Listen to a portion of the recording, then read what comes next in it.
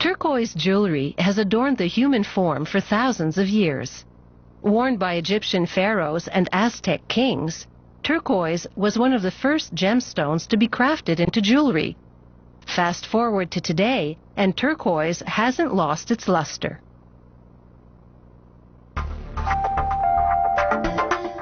In the American Southwest, native people have long mined the earth for a stone that is as blue as the sky.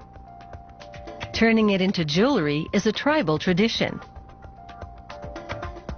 There are many shades of turquoise, and some are more greenish than blue. The artist rinses off the dirt and debris to reveal the true color of each stone. He evaluates them and selects one. He cuts it with a circular saw. As he cuts, he lubricates the stone with water to keep it cool, because too much heat could cause discoloration. He cuts the stone thinner again, with an eye to fitting the turquoise in a silver pendant setting. He sands the surface flat and smooth, so it will sit well in the setting. He selects coordinating pieces for a mosaic work, and sands them to create an equally flat surface. He now etches a line on a sheet of silver, and then saws along this line to produce a silver strip.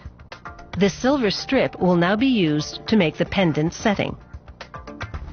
He wraps it around a steel mandrel to shape it into a loop. Then, using a leather mallet, he gently pounds the silver to the mandrel to perfect the shape. He pinches the ends with pliers to close the loop. Next, he saws a silver square. He stamps the maker's insignia onto it, as well as the hallmark indicating the silver's purity. He seals the silver loop with solder. He places the loop on the front of the silver square that he's covered with a flux. This paste facilitates the soldering process, as he now joins the loop to the square. He cuts the square to round it to the loop, using metal shears. The pendant setting has now taken shape. Using a fine abrasive file, he gets rid of the excess silver around the rim and he smooths the edges. He solders a loop for the chain to the pendant setting. The chain loop is known as the bail. The artist is now ready to create a turquoise mosaic in this setting.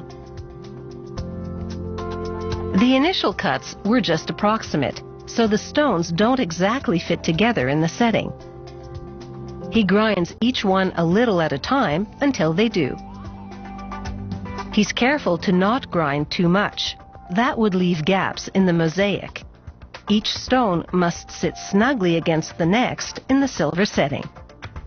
He handles a turquoise gently because it's a soft stone and breaks easily. In the event of a fracture, he improvises and treats it as an artistic opportunity.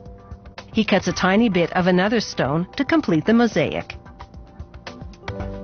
It serves as an accent piece, enhancing this stone mosaic pattern. The turquoise stones now all fit together like pieces of a puzzle. He removes the stones from the setting and mixes a two-part epoxy. He applies a generous amount to the setting. He places the turquoise stones back in the pendant in their original configuration. The epoxy dries quickly, and the stones bond to the silver in minutes.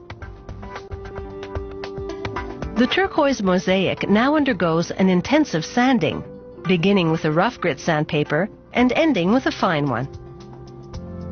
This sanding makes the seams almost disappear. He applies a sapphire grit and water solution to a leather buffing wheel and polishes the pendant until it takes on a nice patina.